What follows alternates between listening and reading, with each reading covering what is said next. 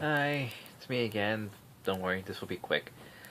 Okay, so the episode called OJ versus People versus OJ has just premiered last week. Now, I know a lot of people are not going to really agree with me on this, and that's perfectly understandable. But I'm going to go into a very short rant to why. What particular aspect about this show irks me. Because this is a concept that's irked me before. Now, let me start off from the beginning. When Tom Hanks got the role as Walt Disney in Saving Mr. Banks, he kind of looked vaguely like Walt Disney. Now, I work at Disneyland. I see Walt Disney's face on a wall every day. I look at it for inspiration and insight and encouragement because he started from nothing and created this gigantic legacy. So I like looking at that picture. So I know Walt's face pretty well. Basically, that was him mostly in his 40s. So, I know what he looks like. So seeing Tom Hanks, try to pass himself off as Walt Disney is acceptable. It's okay. I could probably buy it a bit more if I was drunk, but sober, yeah, I can buy it. There's no real problem there. I can, suspend my disbelief just that little bit more to say, yeah, okay, I believe him as Tom Hanks because he's a good actor and he looks vaguely like Walt Disney. Okay, now that said, now back to my previous rant about Trumbo. Now, when you have an actor portray another very talented actor celebrity as the Duke, you would think, well, let's get someone that looks as close to him as possible. Now, having whatever actor pretend to be the Duke, John Wayne, for those of you who don't know, when you have somebody else out there that doesn't trying to pass themselves off as young John Wayne, and they look nothing like young John Wayne,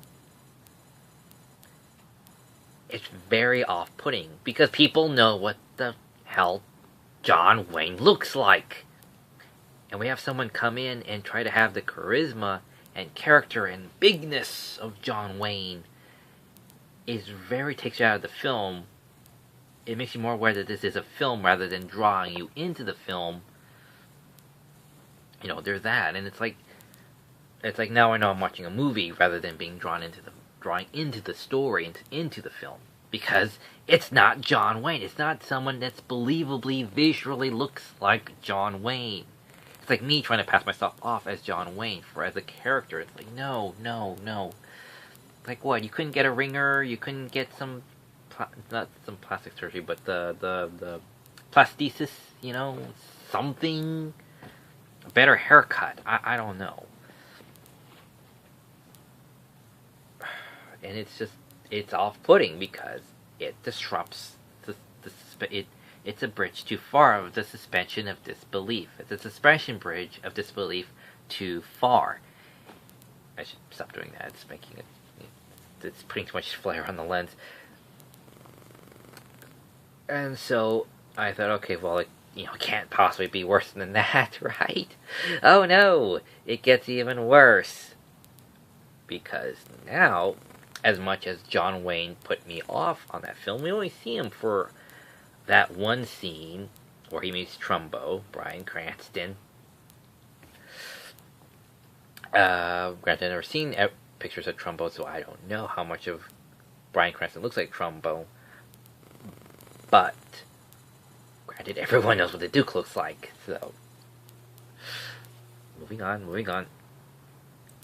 So, the rest of the movie is carried in and portrayed and everything is awesome, and it's a moving story from then on.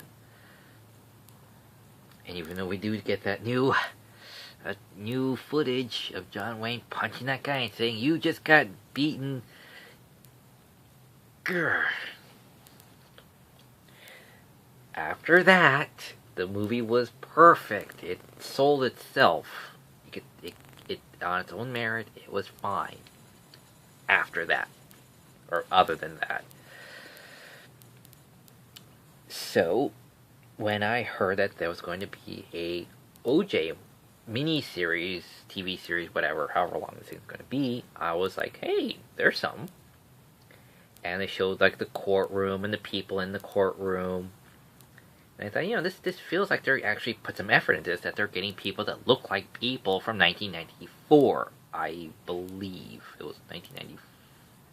I can't remember exactly what year it was. I can't remember if it was 1994 or 1990. No, it wasn't. It was somewhere between 1994 and 1996. That's all I can remember out of the top of my head. I'm not a 90s historian. I'm more of an 80s kid. I was in middle school when that happened. I was in middle school, and it was Cobb Middle School in Rialto. And when all this stuff happened, because one day I came home and OJ was driving around in the white Bronco on the freeway. And I'm like, okay. Then I realized who this actor was later. It's like, oh, that guy. Yeah, I've seen his films. I know who he is. And so, for a good couple of months after that, I missed out on a lot of after-school cartoons because the O.J. Simpson trial was on. So I know what these people look like, because I used to watch them waiting for this thing to end so I could go back to watching cartoons again. And seeing the continuous parade of incompetency that is the LAPD in the mid-90s.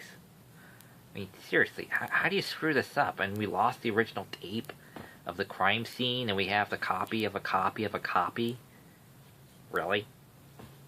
They tell us this, throughout the proceedings. So yeah, I'm aware of this stuff because I was there, sitting in front of the TV waiting for this to end. So it finally did. And so, I remember it was some months later. So yeah, I was there. I know what these people look like. I know what O.J. Simpson looks like mostly because of the trial. Little did I know, he was that guy from that Planet of the Apes film. And, yeah, so I know what these people look like. So when this series came out, it's like, and this is the guy that plays O.J. Simpson. I'm like, and that immediately kills it. Because I don't see O.J. Simpson. I see a guy trying to portray himself as O.J. Simpson. As opposed to everybody else, that actually looks like they belong, from the trial, from what I remember, Other than the fact that we have John Travolta in it, and Ross from Friends, the guy that plays Ross from Friends, pretending to be Kim Kardashian's dad. Okay, I could, suspend my disbelief for them, okay, because I don't know what, Kim Kardashian's dad looked like. I don't know what John Travolta's character is going to play historically, so I don't know what these two characters originally in real life look like, even back in the 90s or even now. I don't know. But when I see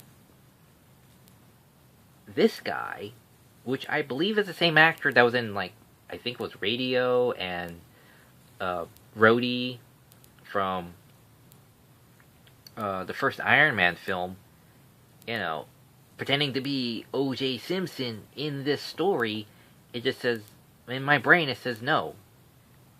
Everything else says yes, and when I'm allowed to, my brain to say, yeah, okay, I'll believe that. I'll take that and go along with the story. This just says, nope. No. That's not O.J. Simpson. And it just stops, right there, saying, cannot pass go. Cannot believe that this actor is trying to pretend to be O.J. Simpson and us believing it. Not me believing it, because I can't. Just, This guy looks nothing like O.J. Simpson.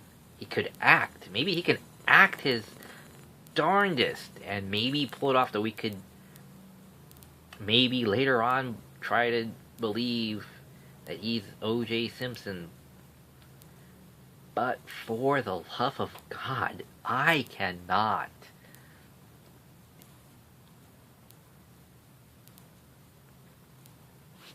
Put that bridge of belief and say, yeah, he totally is believable to be O.J. Simpson.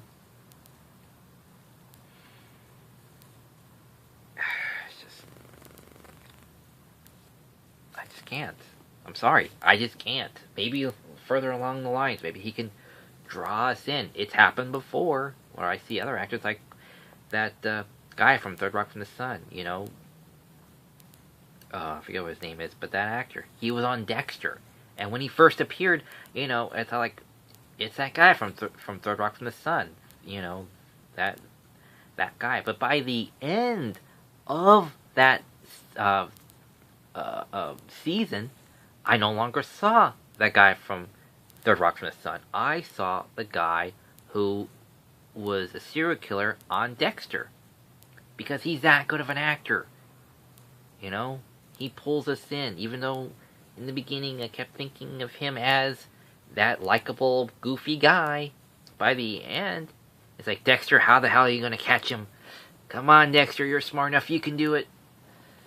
So maybe, hopefully, this guy can do this. This guy has the acting prowess to draw us in, so then by the end we believe that this guy is O.J. Simpson. He is compelling us to watch this because he's that good of an actor. He can draw us in emotionally. Because good actors can do that.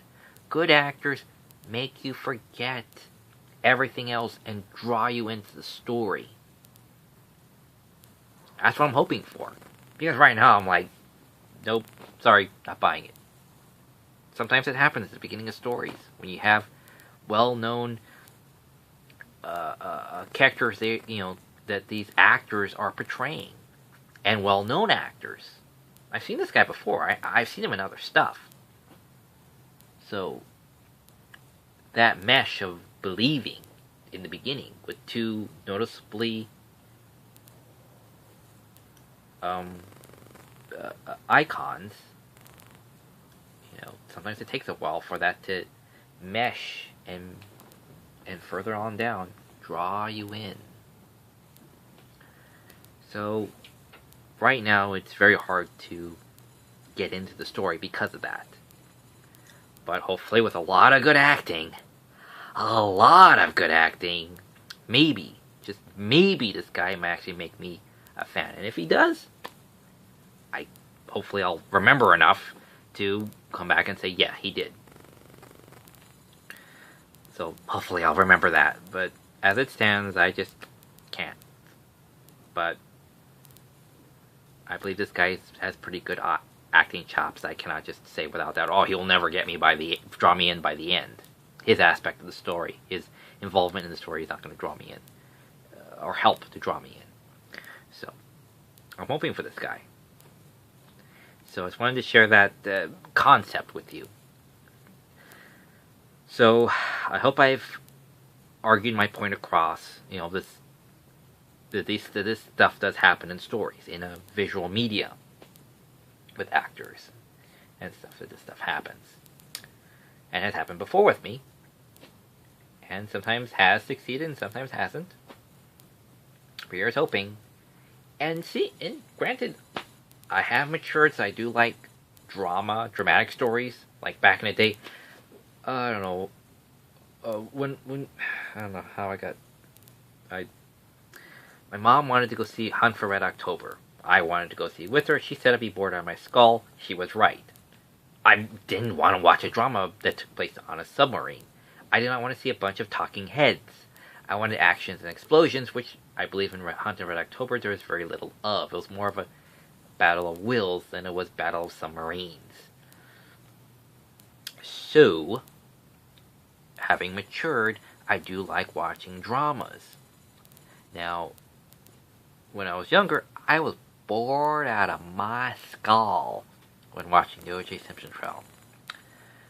I was curious whether or not he did it, or whether or not the evidence will support it or not, or whatever. But seeing the incompetency of the LAPD was just staggering. It was just abysmal, really. And I hope the show kind of showcases that of, it's like, what happened? It's like, what? You'll see. Those who remember and those who were newer to this will understand when the adults start talking of whether or not there are inconsistencies in the stories of what they remember seeing and heard on the trial and what it's being depicted in the story. But as it is, they're really taking beat for beat of what has transpired then and what they're showing now. So, of course, that was just the first episode. So yeah.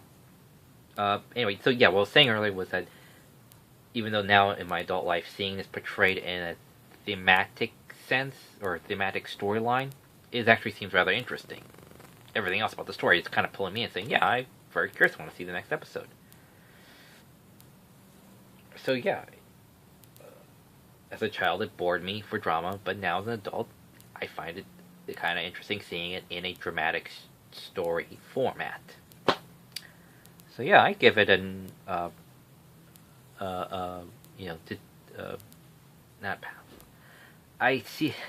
give it a tell people about it. This is an interesting film.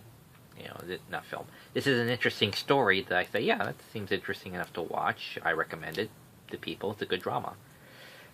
So, all that said, I hope you understand of everything I've said so far.